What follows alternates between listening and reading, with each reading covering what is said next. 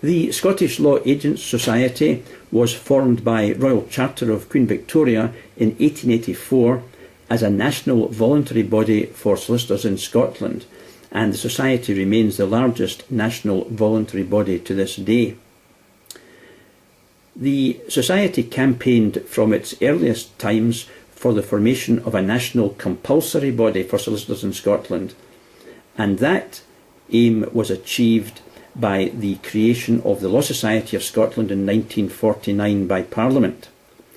That new society, through ongoing generations of worthy professionals, was eminently successful in achieving the objectives of the Law Agents Society, including highest professional standards, solicitor self-regulation, a standard level playing field of qualification and entry to the profession, and public recognition and confidence in the profession.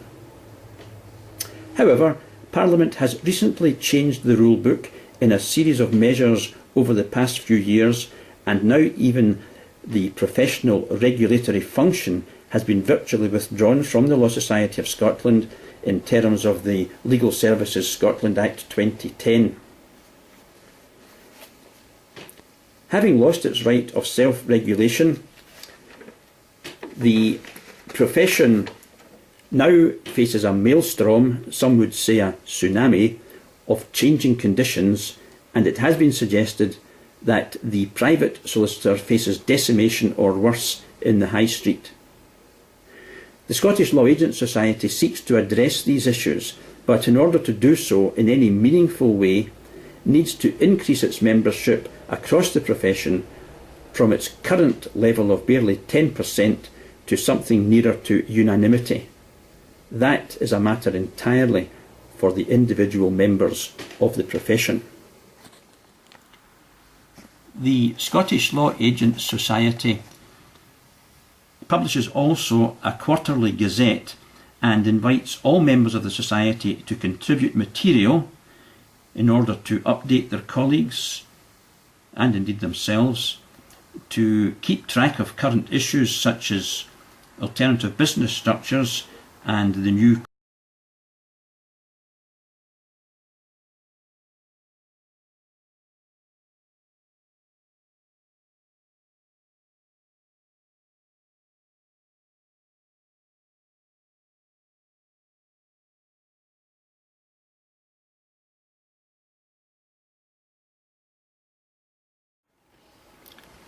Here are some of the articles which appeared in a recent edition.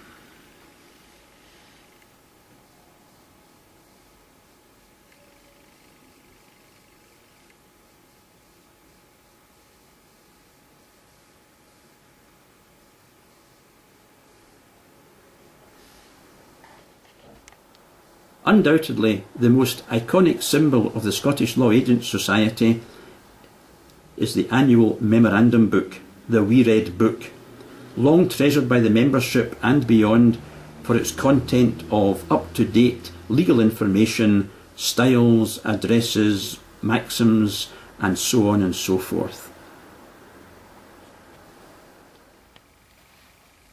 The Scottish Law Agents Society also provides professional training to solicitors, mainly in the form of the Professional Competence Course for Trainee Solicitors as prescribed by the Law Society, and as now being replaced by the Professional Education and Training No. 2 programme, PEAT 2 for short.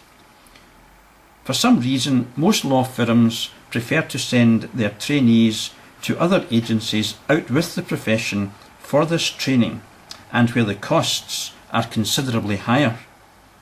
The Law Agents Society provide the training exclusively through experienced solicitors and keeps the fees and the benefits entirely within the profession.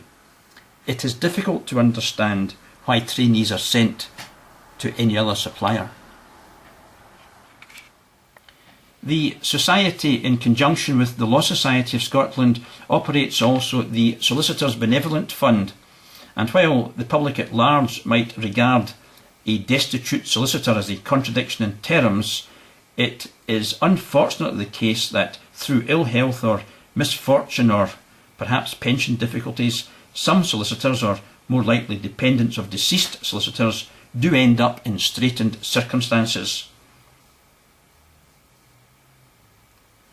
The Benevolent Fund is a purely collegiate operation which provides admittedly thin but gratefully received assistance where it can, and also through the Todd Foundation the Law Agents Society can offer a more flexible assistance, including payment for short-term locum services in cases of need.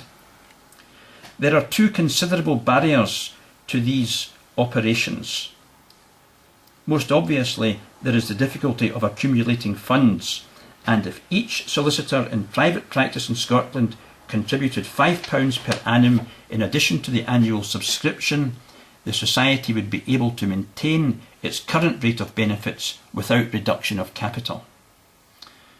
The second barrier is the reluctance of practitioners and the families of practitioners to come forward and ask for assistance.